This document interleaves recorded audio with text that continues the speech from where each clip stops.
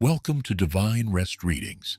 Tonight, we will listen to the Book of Daniel, a powerful story of faith under pressure, courage in the face of kings, and God's wisdom revealed through trials, dreams, and visions. As you rest tonight, may Daniel's trust in God remind you that even in uncertain times, the Lord remains sovereign and faithful. Take a moment to share your favorite Bible book in the comments and subscribe so we can continue spreading God's Word together.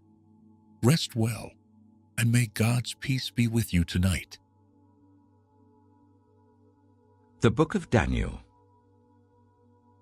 Daniel, chapter 1. In the 3rd year of the reign of Jehoiakim, king of Judah, Nebuchadnezzar, king of Babylon, came to Jerusalem and besieged it.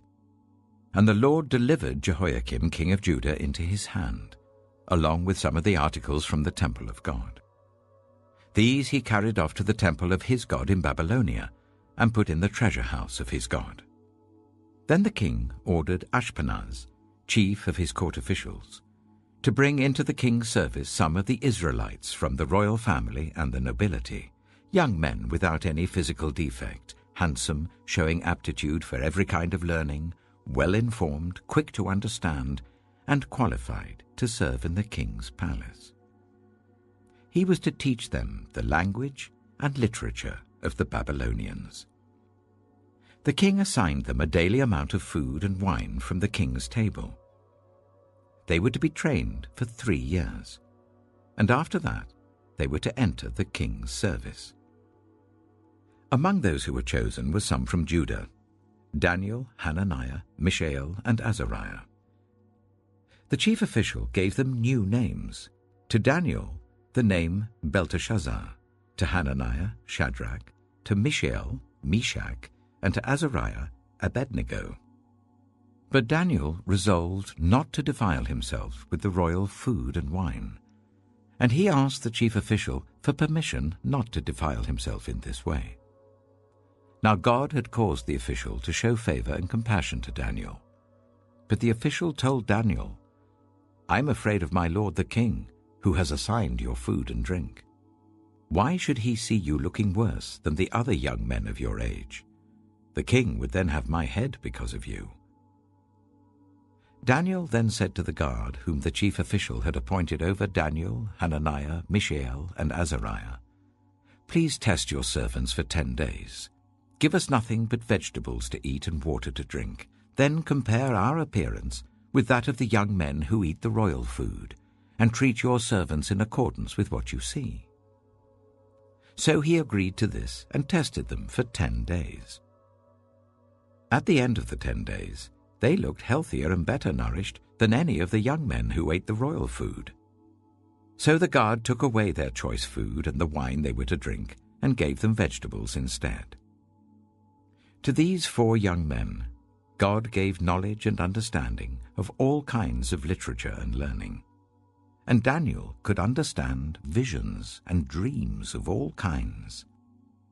At the end of the time set by the king to bring them into his service, the chief official presented them to Nebuchadnezzar. The king talked with them, and he found none equal to Daniel, Hananiah, Mishael, and Azariah. So they entered the king's service. In every matter of wisdom and understanding about which the king questioned them, he found them 10 times better than all the magicians and enchanters in his whole kingdom. And Daniel remained there until the 1st year of King Cyrus. Daniel chapter 2. In the 2nd year of his reign, Nebuchadnezzar had dreams. His mind was troubled, and he could not sleep. So the king summoned the magicians, enchanters, sorcerers, and astrologers to tell him what he had dreamed. When they came in and stood before the king, he said to them, "I have had a dream that troubles me, and I want to know what it means." Then the astrologers answered the king, "May the king live forever. Tell your servants the dream, and we will interpret it." The king replied to the astrologers, "This is what I have firmly decided. If you do not tell me what my dream was and interpret it, I will have you cut into pieces and your houses turned into piles of rubble. But if you tell me the dream and explain it, you will receive from me gifts and rewards and great honor. So, tell me the dream and interpret it for me." Once more they replied, "Let the king tell his servants the dream, and we will interpret it." Then the king answered, "I am certain that you're trying to gain time, because you realize that this is what I have firmly decided. If you do not tell me the dream, there is only one penalty for you. You have conspired to tell me misleading and wicked things, hoping the situation will change. So then, tell me the dream, and I will know that you can interpret it for me." The astrologers answered the king, "There is no one on earth who can do what the king asks. No king, however great and mighty, has ever asked such a thing of any magician or enchanter or astrologer.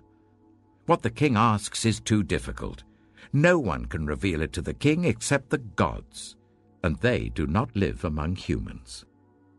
This made the king so angry and furious that he ordered the execution of all the wise men of Babylon.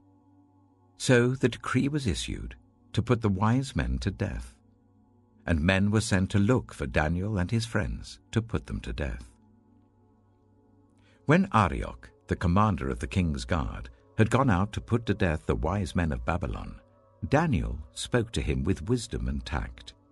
He asked the king's officer, "Why did the king issue such a harsh decree?" Arioch then explained the matter to Daniel. At this, Daniel went in to the king and asked for time, so that he might interpret the dream for him. Then Daniel returned to his house and explained the matter to his friends Hananiah, Mishael, and Azariah. He urged them to plead for mercy from the God of heaven concerning this mystery, so that he and his friends might not be executed with the rest of the wise men of Babylon. During the night, the mystery was revealed to Daniel in a vision. Then Daniel praised the God of heaven and said, "Praise be to the name of God forever and ever. Wisdom and power are his. He changes times and seasons. He deposes kings and raises up others. He gives wisdom to the wise and knowledge to the discerning. He reveals deep and hidden things. He knows what lies in darkness, and light dwells with him. I thank and praise you, God of my ancestors. You have given me wisdom and power. You have made known to me what we asked of you. You have made known to us the dream of the king." Then Daniel went to Arioch, whom the king had appointed to execute the wise men of Babylon, and said to him, "Do not execute the wise men of Babylon. Take me to the king, and I will interpret his dream for him." Arioch took Daniel to the king at once and said, "I have found a man among the exiles from Judah who can tell the king what his dream means." The king asked Daniel, also called Belteshazzar, "Are you able to tell me what I saw in my dream and interpret it?" Daniel replied, "No wise man, enchanter, magician, or diviner can explain to the king the mystery he has asked about, but there is a God in heaven who reveals mysteries. He has shown King Nebuchadnezzar what will happen in days to come. Your dream and the visions that passed through your mind as you were lying in bed are these. As your majesty was lying there, your mind turned to things to come, and the revealer of mysteries showed you what is going to happen.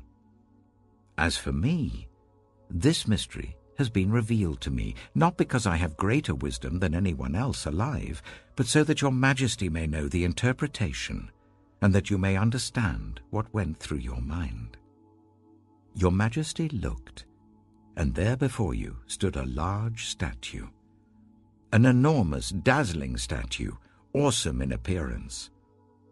The head of the statue was made of pure gold, its chest and arms of silver, its belly and thighs of bronze, its legs of iron, its feet partly of iron and partly of baked clay. While you were watching, a rock was cut out, but not by human hands. It struck the statue on its feet of iron and clay and smashed them. Then the iron, the clay, the bronze, the silver, and the gold were all broken to pieces and became like chaff on a threshing floor in the summer. The wind swept them away without leaving a trace. But the rock that struck the statue became a huge mountain and filled the whole earth. This was the dream, and now we will interpret it to the king. Your Majesty, you are the King of Kings. The God of heaven has given you dominion and power and might and glory. In your hands he has placed all mankind and the beasts of the field and the birds in the sky. Wherever they live, he has made you ruler over them all. You are that head of gold. After you, another kingdom will arise, inferior to yours. Next, a third kingdom, one of bronze, will rule over the whole earth. Finally, there will be a fourth kingdom, strong as iron, for iron breaks and smashes everything, and as iron breaks things to pieces, so it will crush and break all the others. Just as you saw that the feet and toes were partly of baked clay and partly of iron, so this will be a divided kingdom. Yet it will have some of the strength of iron in it, even as you saw iron mixed with clay. As the toes were partly iron and partly clay, so this kingdom will be partly strong and partly brittle. And just as you saw the iron mixed with baked clay, so the people will be a mixture and will not remain united, any more than iron mixes with clay. In the time of those kings, the God of heaven will set up a kingdom that will never be destroyed, nor will it be left to another people. It will crush all those kingdoms and bring them to an end, but it will itself endure forever. This is the meaning of the vision of the rock cut out of a mountain, but not by human hands, a rock that broke the iron, the bronze, the clay, the silver, and the gold to pieces. The great God has shown the king what will take place in the future. The dream is true, and its interpretation is trustworthy. Then King Nebuchadnezzar fell prostrate before Daniel and paid him honor and ordered that an offering and incense be presented to him. The king said to Daniel, "Surely your God is the God of gods and the Lord of kings and a revealer of mysteries, for you were able to reveal this mystery."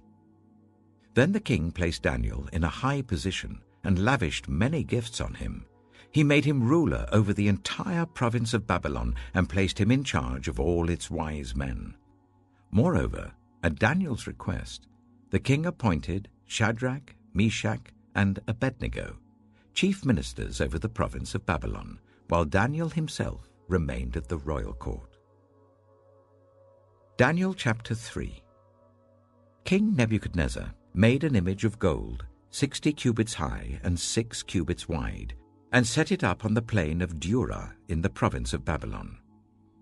He then summoned the satraps, prefects, governors, advisers, treasurers, judges, magistrates, and all the other provincial officials to come to the dedication of the image he had set up.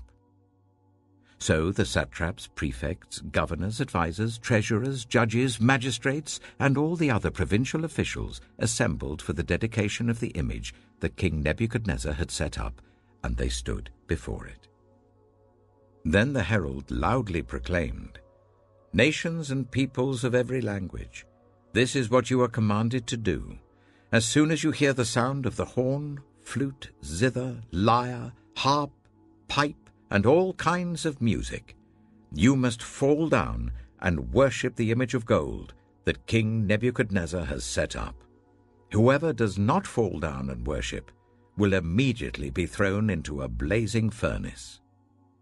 Therefore, as soon as they heard the sound of the horn, flute, zither, lyre, harp, and all kinds of music, all the nations and peoples of every language fell down and worshipped the image of gold that King Nebuchadnezzar had set up. At this time, some astrologers came forward and denounced the Jews. They said to King Nebuchadnezzar, "May the king live forever. Your Majesty has issued a decree that everyone who hears the sound of the horn, flute, zither, lyre, harp, pipe, and all kinds of music must fall down and worship the image of gold, and that whoever does not fall down and worship will be thrown into a blazing furnace. But there are some Jews whom you have set over the affairs of the province of Babylon, Shadrach, Meshach, and Abednego, who pay no attention to you, your Majesty. They neither serve your gods nor worship the image of gold you have set up. Furious with rage, Nebuchadnezzar summoned Shadrach, Meshach, and Abednego. So these men were brought before the king. And Nebuchadnezzar said to them, "Is it true, Shadrach, Meshach, and Abednego, that you do not serve my gods or worship the image of gold I have set up? Now, when you hear the sound of the horn, flute, zither, lyre, harp, pipe, and all kinds of music, if you are ready to fall down and worship the image I made, very good. But if you do not worship it, you will be thrown immediately into a blazing furnace. Then what God will be able to rescue you from my hand?" Shadrach, Meshach, and Abednego replied to him, "King Nebuchadnezzar, we do not need to defend ourselves before you in this matter. If we are thrown into the blazing furnace, the God we serve is able to deliver us from it, and he will deliver us from your Majesty's hand. But even if he does not, we want you to know, your Majesty, that we will not serve your gods or worship the image of gold you have set up." Then Nebuchadnezzar was furious with Shadrach, Meshach, and Abednego, and his attitude towards them changed. He ordered the furnace to be heated 7 times hotter than usual, and commanded some of the strongest soldiers in his army to tie up Shadrach, Meshach, and Abednego and throw them into the blazing furnace. So these men, wearing their robes, trousers, turbans, and other clothes, were bound and thrown into the blazing furnace. The king's command was so urgent, and the furnace so hot, that the flames of the fire killed the soldiers who took up Shadrach, Meshach, and Abednego, and these 3 men, firmly tied, fell into the blazing furnace. Then King Nebuchadnezzar leapt to his feet in amazement and asked his advisers, "Weren't there 3 men that we tied up and threw into the fire?" They replied, "Certainly, your Majesty." He said, "Look, I see 4 men walking around in the fire, unbound and unharmed, and the 4th looks like a son of the gods." Nebuchadnezzar then approached the opening of the blazing furnace and shouted, "Shadrach, Meshach, and Abednego, servants of the Most High God, come out, come here." So Shadrach, Meshach, and Abednego came out of the fire, and the satraps, prefects, governors, and royal advisers crowded round them. They saw that the fire had not harmed their bodies, nor was a hair of their heads singed. Their robes were not scorched, and there was no smell of fire on them. Then Nebuchadnezzar said, "Praise be to the God of Shadrach, Meshach, and Abednego, who has sent his angel and rescued his servants. They trusted in him and defied the king's command, and were willing to give up their lives rather than serve or worship any god except their own God. Therefore, I decree that the people of any nation or language who say anything against the God of Shadrach, Meshach, and Abednego be cut into pieces, and their houses be turned into piles of rubble, for no other God can save in this way." Then the king promoted Shadrach, Meshach, and Abednego in the province of Babylon. Daniel chapter 4. King Nebuchadnezzar, to the nations and peoples of every language who live in all the earth, may you prosper greatly. It is my pleasure to tell you about the miraculous signs and wonders that the Most High God has performed for me. How great are his signs, how mighty his wonders! His kingdom is an eternal kingdom. His dominion endures from generation to generation. I, Nebuchadnezzar, was at home in my palace, contented and prosperous. I had a dream that made me afraid. As I was lying in bed, the images and visions that passed through my mind terrified me. So I commanded that all the wise men of Babylon be brought before me to interpret the dream for me. When the magicians, enchanters, astrologers, and diviners came, I told them the dream, but they could not interpret it for me. Finally, Daniel came into my presence, and I told him the dream. He is called Belteshazzar, after the name of my God, and the spirit of the holy gods is in him.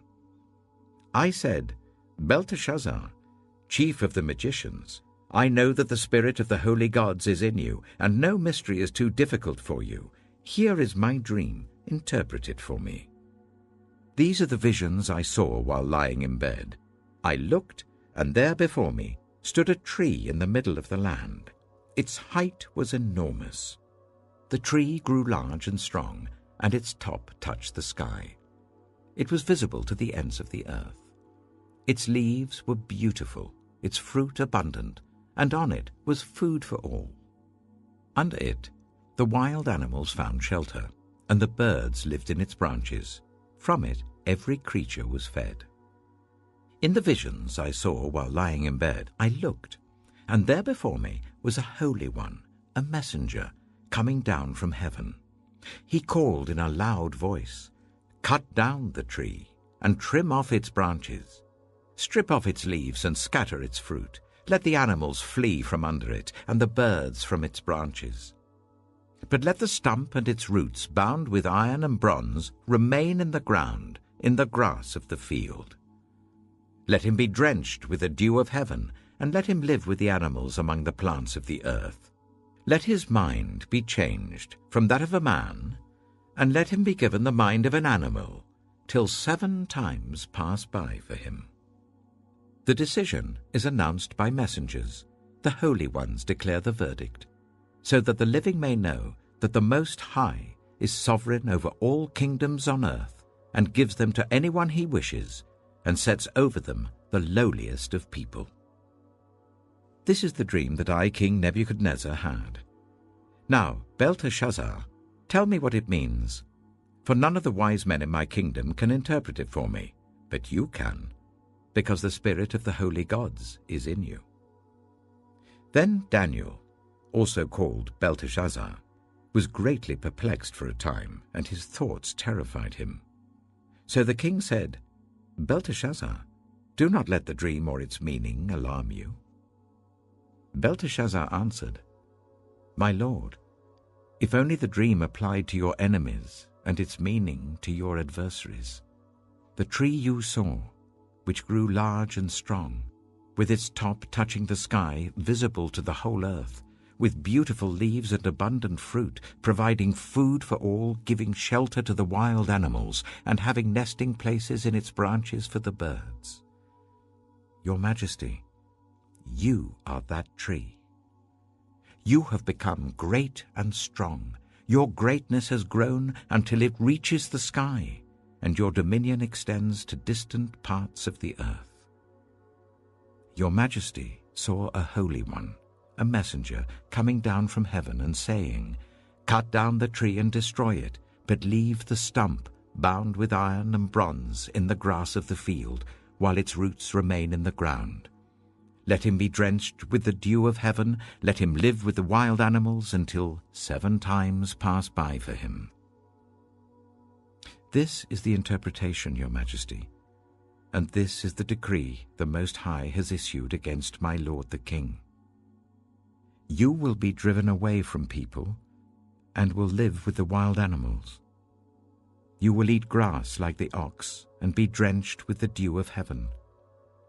7 times will pass by for you until you acknowledge that the Most High is sovereign over all kingdoms on earth and gives them to anyone he wishes. The command to leave the stump of the tree with its roots means that your kingdom will be restored to you when you acknowledge that heaven rules. Therefore, Your Majesty, be pleased to accept my advice. Renounce your sins by doing what is right, and your wickedness by being kind to the oppressed. It may be that then your prosperity will continue. All this happened to King Nebuchadnezzar. 12 months later, as the king was walking on the roof of the royal palace of Babylon, he said, "Is not this the great Babylon I have built as the royal residence, by my mighty power and for the glory of my majesty?" Even as the words were on his lips, a voice came from heaven. "This is what is decreed for you, King Nebuchadnezzar. Your royal authority has been taken from you. You will be driven away from people and will live with the wild animals. You will eat grass like the ox.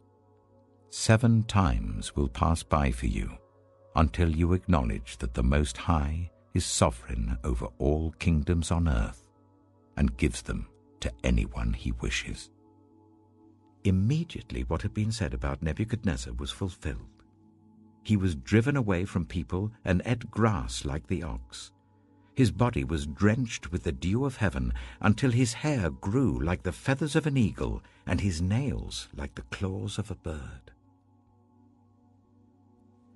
At the end of that time, I, Nebuchadnezzar, raised my eyes towards heaven, and my sanity was restored. Then I praised the Most High. I honored and glorified him who lives forever. His dominion is an eternal dominion. His kingdom endures from generation to generation. All the peoples of the earth are regarded as nothing. He does as he pleases with the powers of heaven and the peoples of the earth. No one can hold back his hand or say to him, "What have you done?" At the same time that my sanity was restored, my honor and splendor were returned to me for the glory of my kingdom. My advisers and nobles sought me out, and I was restored to my throne and became even greater than before. Now I, Nebuchadnezzar, praise and exalt and glorify the King of heaven, because everything he does is right, and all his ways are just. And those who walk in pride, he is able to humble. Daniel chapter 5. King Belshazzar gave a great banquet for 1,000 of his nobles and drank wine with them. While Belshazzar was drinking his wine, he gave orders to bring in the gold and silver goblets that Nebuchadnezzar his father had taken from the temple in Jerusalem, so that the king and his nobles, his wives and his concubines might drink from them. So they brought in the gold goblets that had been taken from the temple of God in Jerusalem, and the king and his nobles, his wives and his concubines drank from them. As they drank the wine, they praised the gods of gold and silver, of bronze, iron, wood, and stone. Suddenly, the fingers of a human hand appeared and wrote on the plaster of the wall near the lampstand in the royal palace. The king watched the hand as it wrote. His face turned pale, and he was so frightened that his legs became weak and his knees were knocking. The king summoned the enchanters, astrologers, and diviners. Then he said to these wise men of Babylon, "Whoever reads this writing and tells me what it means will be clothed in purple and have a gold chain placed around his neck, and he will be made the 3rd highest ruler in the kingdom." Then all the king's wise men came in, but they could not read the writing or tell the king what it meant. So King Belshazzar became even more terrified, and his face grew more pale. His nobles were baffled. The queen, hearing the voices of the king and his nobles, came into the banquet hall. "May the king live forever," she said. "Don't be alarmed. Don't look so pale. There is a man in your kingdom who has the spirit of the holy gods in him. In the time of your father he was found to have insight and intelligence and wisdom like that of the gods. Your father, King Nebuchadnezzar, appointed him chief among the magicians, enchanters, astrologers, and diviners. He did this because Daniel, whom the king called Belteshazzar, was found to have a keen mind and knowledge and understanding, and also the ability to interpret dreams, explain riddles, and solve difficult problems. Call for Daniel, and he will tell you what the writing means." So Daniel was brought before the king, and the king said to him, "Are you Daniel, one of the exiles my father the king brought from Judah? I have heard that the spirit of the gods is in you, and that you have insight, intelligence, and outstanding wisdom. The wise men and enchanters were brought before me to read this writing and tell me what it means, but they could not explain it. Now I have heard that you are able to give interpretations and to solve difficult problems. If you can read this writing and tell me what it means, you will be clothed in purple and have a gold chain placed round your neck, and you will be made the third highest ruler in the kingdom." Then Daniel answered the king, "You may keep your gifts for yourself and give your rewards to someone else. Nevertheless, I will read the writing for the king and tell him what it means. Your Majesty, the Most High God gave your father Nebuchadnezzar sovereignty and greatness and glory and splendor. Because of the high position he gave him, all the nations and peoples of every language dreaded and feared him. Those the king wanted to put to death, he put to death. Those he wanted to spare, he spared. Those he wanted to promote, he promoted. And those he wanted to humble, he humbled. But when his heart became arrogant and hardened with pride, he was deposed from his royal throne and stripped of his glory. He was driven away from the people and given the mind of an animal. He lived with the wild donkeys and ate grass like the ox, and his body was drenched with the dew of heaven, until he acknowledged that the Most High God is sovereign over all kingdoms on earth and sets over them anyone he wishes. But you, Belshazzar, his son, have not humbled yourself, though you knew all this. Instead, you have set yourself up against the Lord of heaven. You had the goblets from his temple brought to you, and you and your nobles, your wives and your concubines drank wine from them. You praised the gods of silver and gold, of bronze, iron, wood, and stone, which cannot see or hear or understand. But you did not honor the God who holds in his hand your life and all your ways. Therefore, he sent the hand that wrote the inscription. This is the inscription that was written: Mene, Mene, Tekel, Parsin. Here is what these words mean. Mene. God has numbered the days of your reign and brought it to an end. Tekel. You have been weighed on the scales and found wanting. Pires. Your kingdom is divided and given to the Medes and Persians. Then, at Belshazzar's command, Daniel was clothed in purple, a gold chain was placed round his neck, and he was proclaimed the third highest ruler in the kingdom. That very night, Belshazzar, king of the Babylonians, was slain, and Darius the Mede took over the kingdom at the age of 62. Daniel chapter 6. It pleased Darius to appoint 120 satraps to rule throughout the kingdom, with 3 chief ministers over them, one of whom was Daniel.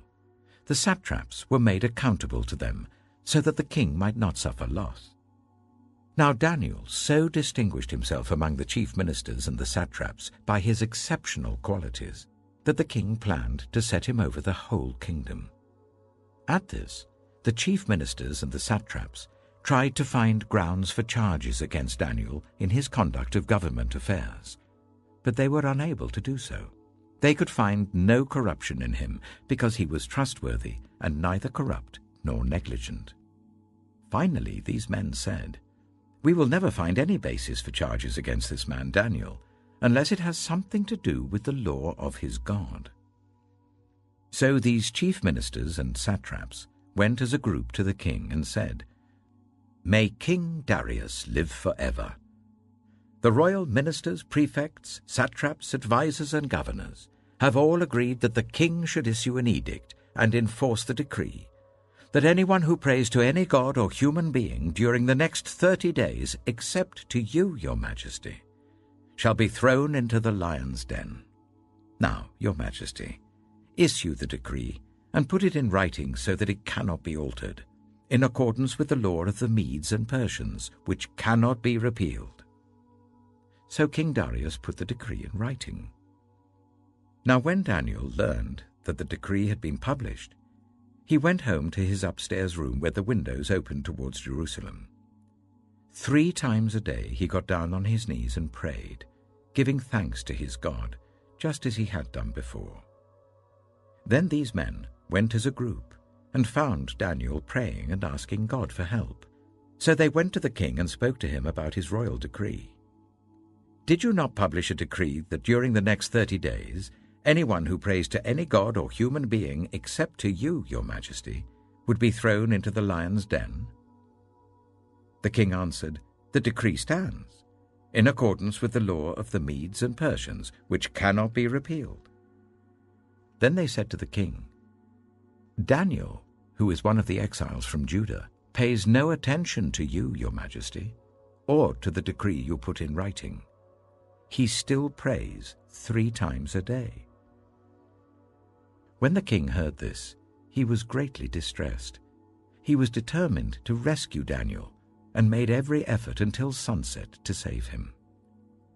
Then the men went as a group to King Darius and said to him, "Remember, your majesty, that according to the law of the Medes and Persians, no decree or edict that the king issues can be changed."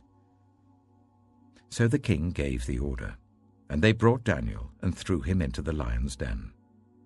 The king said to Daniel, "May your God, whom you serve continually, rescue you." A stone was brought and placed over the mouth of the den, and the king sealed it with his own signet ring and with the rings of his nobles, so that Daniel's situation might not be changed. Then the king returned to his palace and spent the night without eating and without any entertainment being brought to him, and he could not sleep. At the first light of dawn, the king got up and hurried to the lion's den. When he came near the den, he called to Daniel in an anguished voice, "Daniel, servant of the living God, has your God, whom you serve continually, been able to rescue you from the lions?" Daniel answered, "May the king live forever. My God sent his angel, and he shut the mouths of the lions. They have not hurt me, because I was found innocent in his sight. Nor have I ever done any wrong before you, your majesty." The king was overjoyed and gave orders to lift Daniel out of the den. And when Daniel was lifted from the den, no wound was found on him, because he had trusted in his God. At the king's command, the men who had falsely accused Daniel were brought in and thrown into the lion's den, along with their wives and children. And before they reached the floor of the den, the lions overpowered them and crushed all their bones. Then King Darius wrote to all the nations and peoples of every language in all the earth, "May you prosper greatly. I issue a decree that in every part of my kingdom people must fear and reverence the God of Daniel. For he is the living God, and he endures forever. His kingdom will not be destroyed, his dominion will never end.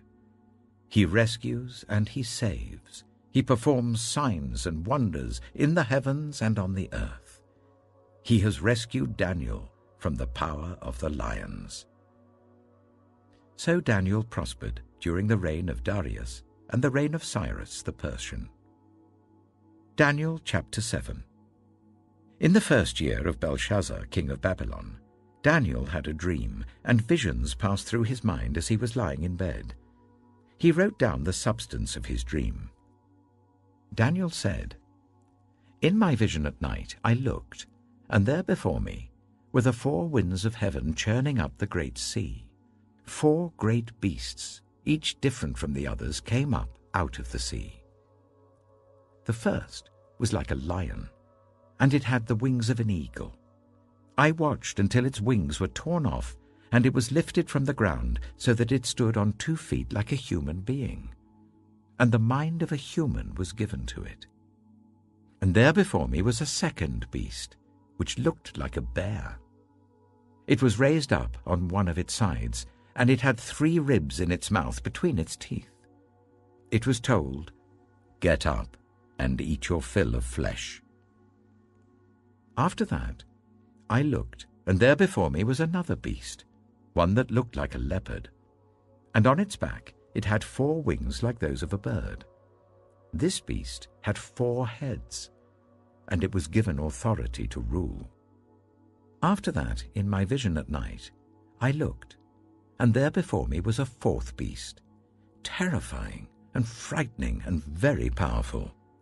It had large iron teeth. It crushed and devoured its victims and trampled underfoot whatever was left. It was different from all the former beasts, and it had 10 horns. While I was thinking about the horns, there before me was another horn, a little one, which came up among them, and 3 of the first horns were uprooted before it. This horn had eyes like the eyes of a human being, and a mouth that spoke boastfully. As I looked, thrones were set in place, and the Ancient of Days took his seat. His clothing was as white as snow. The hair of his head was white like wool. His throne was flaming with fire, and its wheels were all ablaze. A river of fire was flowing, coming out from before him. Thousands upon thousands attended him. 10,000 times 10,000 stood before him. The court was seated, and the books were opened. Then I continued to watch, because of the boastful words the horn was speaking. I kept looking until the beast was slain, and its body destroyed and thrown into the blazing fire. The other beasts had been stripped of their authority, but were allowed to live for a period of time. In my vision at night, I looked, and there before me was one like a son of man, coming with the clouds of heaven. He approached the Ancient of Days and was led into his presence. He was given authority, glory, and sovereign power. All nations and peoples of every language worshipped him. His dominion is an everlasting dominion that will not pass away, and his kingdom is one that will never be destroyed. I, Daniel, was troubled in spirit, and the visions that passed through my mind disturbed me. I approached one of those standing there and asked him the meaning of all this. So he told me and gave me the interpretation of these things. The 4 great beasts are 4 kings that will rise from the earth. But the holy people of the Most High will receive the kingdom and will possess it forever, yes, forever and ever.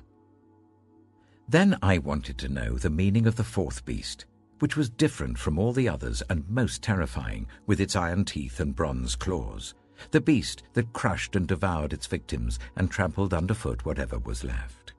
I also wanted to know about the 10 horns on its head, and about the other horn that came up, before which 3 of them fell, the horn that looked more imposing than the others, and that had eyes and a mouth that spoke boastfully. As I watched, this horn was waging war against the holy people and defeating them, until the Ancient of Days came and pronounced judgment in favor of the holy people of the Most High, and the time came when they possessed the kingdom. He gave me this explanation.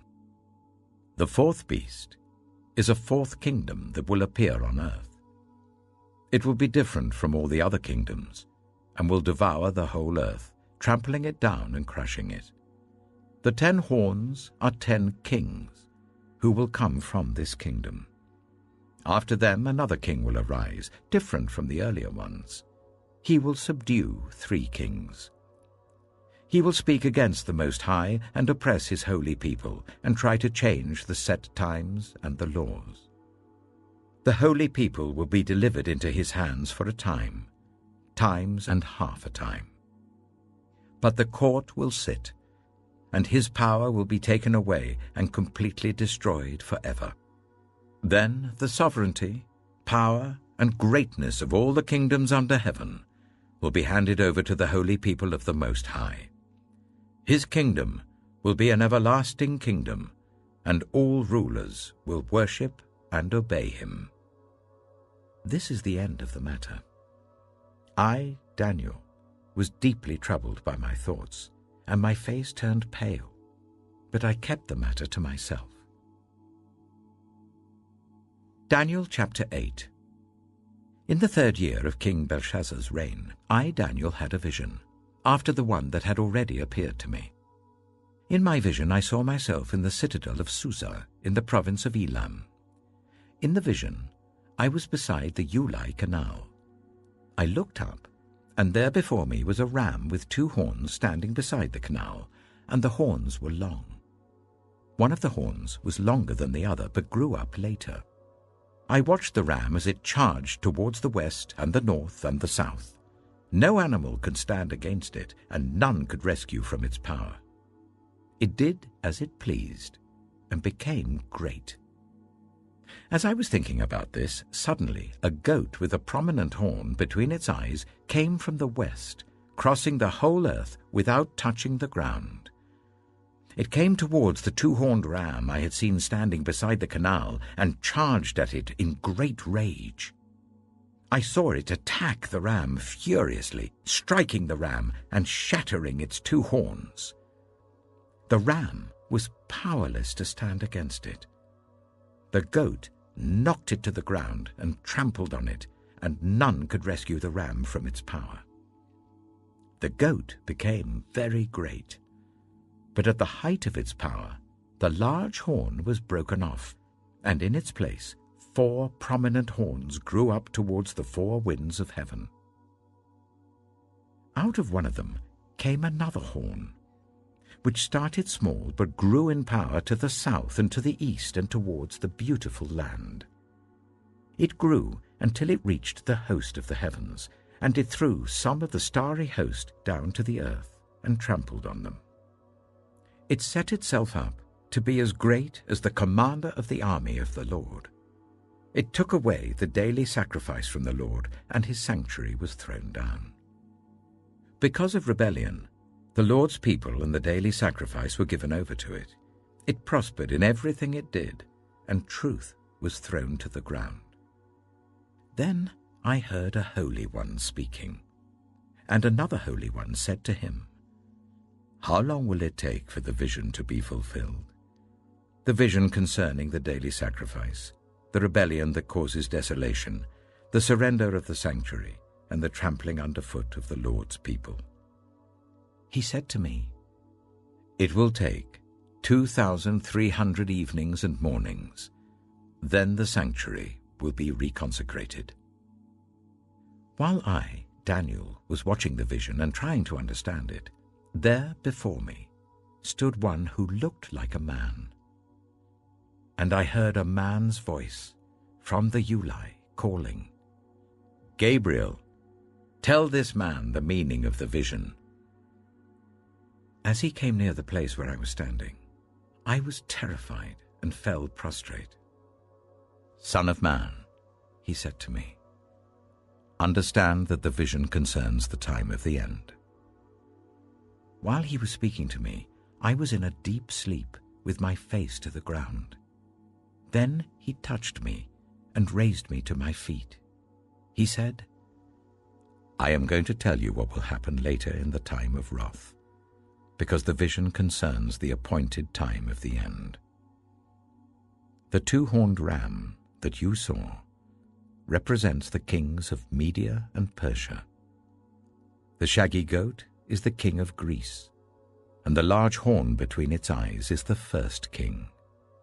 The 4 horns that replace the one that was broken off represent 4 kingdoms that will emerge from his nation, but will not have the same power. In the latter part of their reign, when rebels have become completely wicked, a fierce-looking king, a master of intrigue, will arise. He will become very strong, but not by his own power. He will cause astounding devastation and will succeed in whatever he does. He will destroy those who are mighty, the holy people. He will cause deceit to prosper, and he will consider himself superior. When they feel secure, he will destroy many and take his stand against the Prince of Princes. Yet he will be destroyed, but not by human power. The vision of the evenings and mornings that has been given you is true, but seal up the vision, for it concerns the distant future. I, Daniel, was worn out. I lay exhausted for several days. Then I got up and went about the king's business.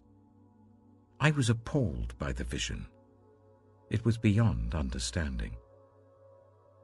Daniel chapter 9. In the first year of Darius, son of Xerxes, a Mede by descent, who was made ruler over the Babylonian kingdom, in the first year of his reign, I, Daniel, understood from the Scriptures, according to the word of the Lord given to Jeremiah the prophet, that the desolation of Jerusalem would last 70 years. So I turned to the Lord God and pleaded with him in prayer and petition, in fasting and in sackcloth and ashes. I prayed to the Lord my God and confessed, Lord, the great and awesome God, who keeps his covenant of love with those who love him and keep his commandments, we have sinned and done wrong. We have been wicked and have rebelled. We have turned away from your commands and laws. We have not listened to your servants the prophets, who spoke in your name to our kings, our princes, and our ancestors, and to all the people of the land. Lord, you are righteous, but this day we are covered with shame. The people of Judah and the inhabitants of Jerusalem and all Israel, both near and far, in all the countries where you have scattered us because of our unfaithfulness to you. We and our kings, our princes and our ancestors are covered with shame, Lord, because we have sinned against you. The Lord our God is merciful and forgiving, even though we have rebelled against him. We have not obeyed the Lord our God or kept the laws he gave us through his servants the prophets. All Israel has transgressed your law and turned away, refusing to obey you. Therefore, the curses and sworn judgments written in the law of Moses, the servant of God, have been poured out on us because we have sinned against you. You have fulfilled the word spoken against us and against our rulers by bringing on us great disaster. Under the whole heaven, nothing has ever been done like what has been done to Jerusalem. Just as it is written in the law of Moses, all this disaster has come on us. Yet we have not sought the favor of the Lord our God by turning from our sins and giving attention to your truth. The Lord did not hesitate to bring the disaster on us, for the Lord our God is righteous in everything he does, yet we have not obeyed him. Now, Lord our God, who brought your people out of Egypt with a mighty hand, and who made for yourself a name that endures to this day, we have sinned. We have done wrong. Lord, in keeping with all your righteous acts, turn away your anger and your wrath from Jerusalem, your city, your holy hill. Our sins and the iniquities of our ancestors have made Jerusalem and your people an object of scorn to all those around us. Now, our God, hear the prayers and petitions of your servant. For your sake, Lord, look with favor on your desolate sanctuary. Give ear, our God, and hear. Open your eyes and see the desolation of the city that bears your name. We do not make requests of you because we are righteous, but because of your great mercy. Lord, listen. Lord, forgive. Lord, hear and act. For your sake, my God, do not delay, because your city and your people bear your name. While I was speaking and praying, confessing my sin and the sin of my people Israel, and making my request to the Lord my God for his holy hill, while I was still in prayer, Gabriel, the man I had seen in the earlier vision, came to me in swift flight about the time of the evening sacrifice. He instructed me and said to me, "Daniel, I have now come to give you insight and understanding. As soon as you began to pray, a word went out, which I have come to tell you, for you are highly esteemed. Therefore consider the word and understand the vision. 70 sevens are decreed for your people and your holy city to finish transgression, to put an end to sin, to atone for wickedness, to bring in everlasting righteousness, to seal up vision and prophecy, and to anoint the most holy place. Know this and understand this. From the time the word goes out to restore and rebuild Jerusalem until the Anointed One, the ruler, comes, there will be 7 sevens and 62 sevens. It will be rebuilt with streets and a trench, but in times of trouble.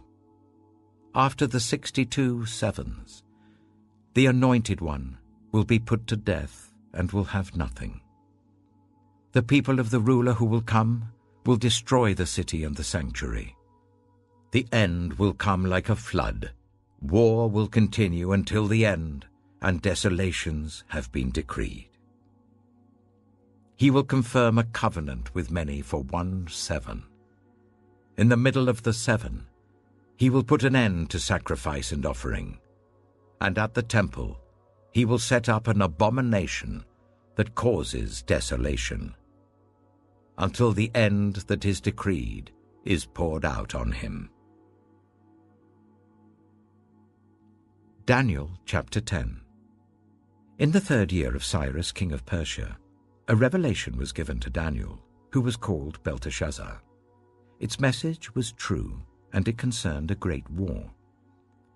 The understanding of the message came to him in a vision. At that time, I, Daniel, mourned for 3 weeks. I ate no choice food, no meat or wine touched my lips, and I used no lotions at all until the 3 weeks were over. On the 24th day of the 1st month, as I was standing on the bank of the great river, the Tigris, I looked up, and there before me was a man dressed in linen, with a belt of fine gold from Uphaz round his waist.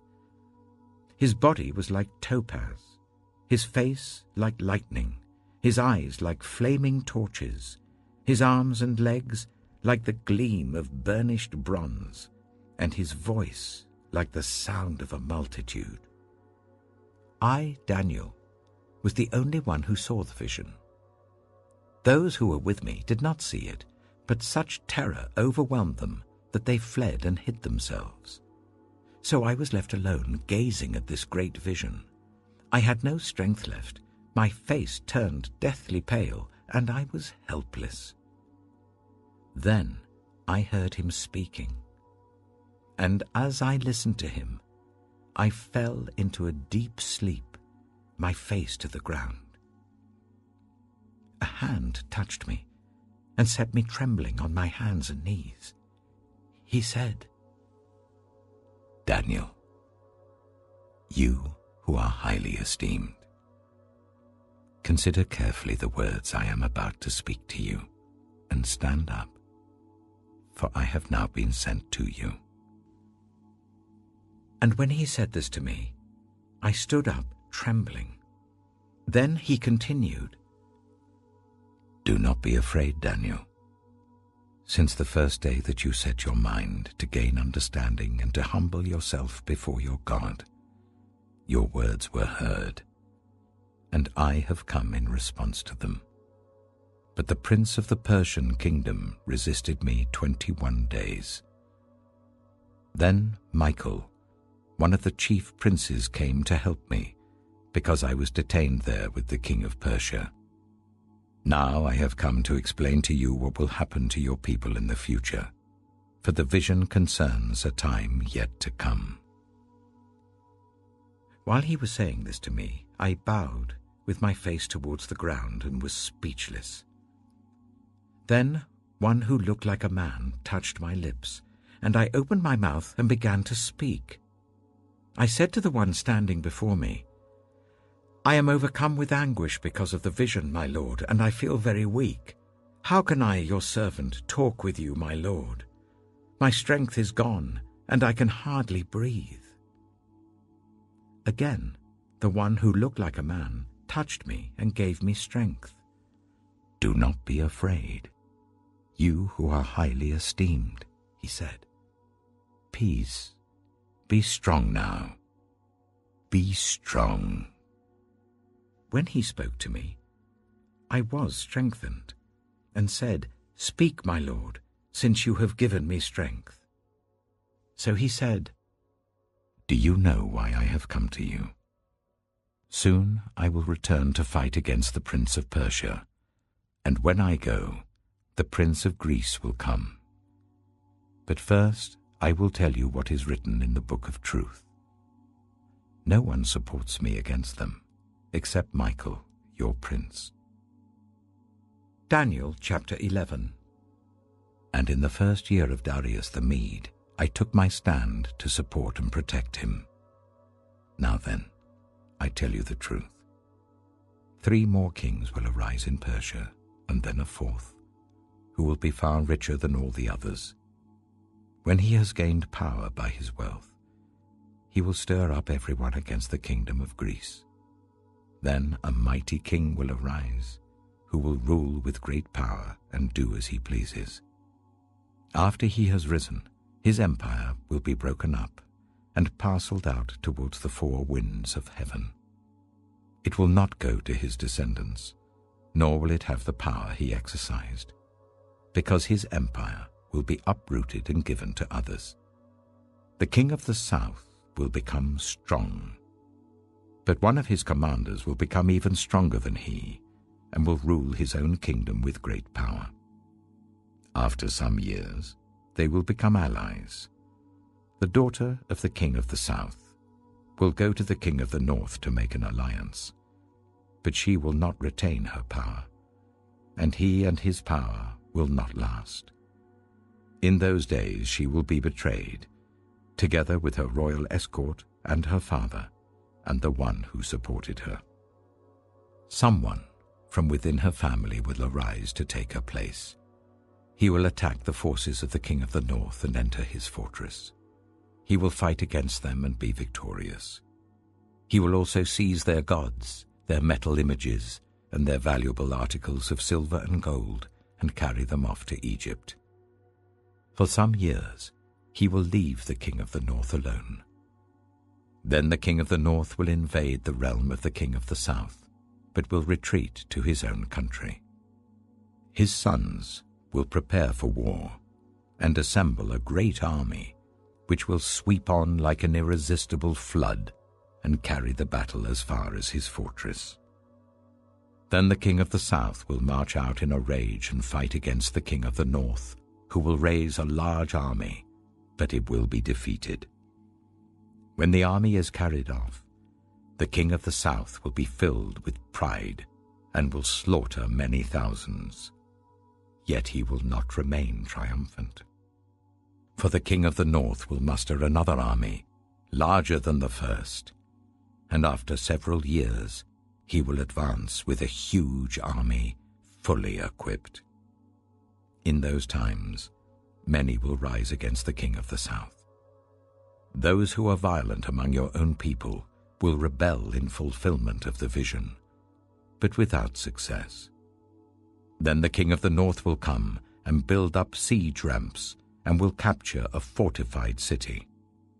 The forces of the south will be powerless to resist. Even their best troops will not have the strength to stand. The invader will do as he pleases. No one will be able to stand against him. He will establish himself in the beautiful land and will have the power to destroy it. he will determine to come with the might of his entire kingdom, and will make an alliance with the king of the south. And he will give him a daughter in marriage in order to overthrow the kingdom, but his plans will not succeed or help him. Then he will turn his attention to the coastlands, and will take many of them, but a commander will put an end to his insolence, and will turn his insolence back on him. After this, he will turn back towards the fortresses of his own country, but will stumble and fall, to be seen no more. His successor will send out a tax collector to maintain the royal splendor. In a few years, however, he will be destroyed, yet not in anger or in battle. He will be succeeded by a contemptible person who has not been given the honor of royalty. He will invade the kingdom when its people feel secure, and he will seize it through intrigue. Then an overwhelming army will be swept away before him. Both it and a prince of the covenant will be destroyed. After coming to an agreement with him, he will act deceitfully, and with only a few people he will rise to power. When the richest provinces feel secure, he will invade them, and will achieve what neither his fathers nor his forefathers did. He will distribute plunder, loot, and wealth among his followers. He will plot the overthrow of fortresses, but only for a time. With a large army he will stir up his strength and courage against the king of the south. The king of the south will wage war with a large and very powerful army, but he will not be able to stand because of the plots devised against him. Those who eat from the king's provisions will try to destroy him. His army will be swept away, and many will fall in battle. The two kings, with their hearts bent on evil, will sit at the same table and lie to each other, but to no avail, because an end will still come at the appointed time. The king of the north will return to his own country with great wealth, but his heart will be set against the holy covenant. He will take action against it, and then return to his own country. At the appointed time, he will invade the south again, but this time the outcome will be different from what it was before. Ships of the western coastlands will oppose him, and he will lose heart. Then he will turn back and vent his fury against the holy covenant. He will return and show favor to those who forsake the holy covenant. His armed forces will rise up to desecrate the temple fortress and will abolish the daily sacrifice. Then they will set up the abomination that causes desolation. With flattery he will corrupt those who have violated the covenant, but the people who know their God will firmly resist him. Those who are wise will instruct many, though for a time they will fall by the sword, or be burned or captured or plundered. When they fall, they will receive a little help, and many who are not sincere will join them. Some of the wise will stumble, so that they may be refined, purified, and made spotless until the time of the end, for it will still come at the appointed time. The king will do as he pleases. He will exalt and magnify himself above every god, and will say unheard of things against the God of gods. He will be successful until the time of wrath is completed, for what has been determined must take place. He will show no regard for the gods of his ancestors, or for the one desired by women, nor will he regard any god, but will exalt himself above them all. Instead of them, he will honor a god of fortresses, a god unknown to his ancestors. He will honor with gold and silver, with precious stones and costly gifts. He will attack the mightiest fortresses with the help of a foreign god, and will greatly honor those who acknowledge him. He will make them rulers over many people and will distribute the land at a price. At the time of the end, the king of the south will engage him in battle, and the king of the north will storm out against him with chariots and cavalry and a great fleet of ships. He will invade many countries and sweep through them like a flood. He will also invade the beautiful land. Many countries will fall, but Edom, Moab, and the leaders of Ammon will be delivered from his hand. He will extend his power over many countries. Egypt will not escape. He will gain control of the treasures of gold and silver and all the riches of Egypt, with the Libyans and Cushites in submission. But reports from the east and the north will alarm him, and he will set out in a great rage to destroy and annihilate many. He will pitch his royal tents between the seas at the beautiful holy mountain. Yet he will come to his end, and no one will help him. Daniel chapter 12. At that time, Michael, the great prince who protects your people, will arise. There will be a time of distress, such as has not happened from the beginning of nations until then. But at that time your people, everyone whose name is found written in the book, will be delivered. Multitudes who sleep in the dust of the earth will awake, some to everlasting life, others to shame and everlasting contempt. Those who are wise will shine like the brightness of the heavens, and those who lead many to righteousness like the stars forever and ever. But you, Daniel, roll up and seal the words of the scroll until the time of the end. Many will go here and there to increase knowledge. Then I, Daniel, looked, and there before me stood two others, one on this bank of the river, and one on the opposite bank. One of them said to the man clothed in linen, who was above the waters of the river, "How long will it be before these astonishing things are fulfilled?" The man clothed in linen, who was above the waters of the river, lifted his right hand and his left hand towards heaven.